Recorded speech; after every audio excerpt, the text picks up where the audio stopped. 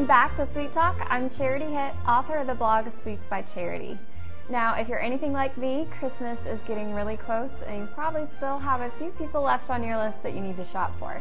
So today I want to show you guys a simple, easy, and really inexpensive gift that's perfect for anybody on your list. And it's homemade hot cocoa.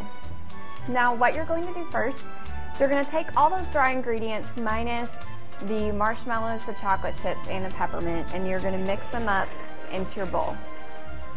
So what you're going to do is you're going to spoon in your hot cocoa mix. Okay, so here we have our jar. What we want to do is we want to first add these chocolate chips. Once you've done that, you want to take your peppermints, dish them out into your mason jar on top of those chocolate chips.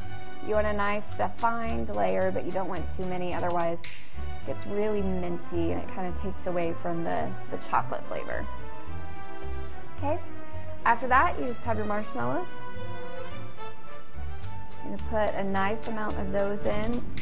Then what you have here is 3 nice defined layers. It looks really pretty, and we're going to make it look even prettier. You want to take a piece of Christmas type fabric, I just have a plain red here, and you want to put it evenly over that jar. And if you have some pretty ribbon, maybe some gold or some silver, anything that looks Christmassy, you just want to fit that right over the top.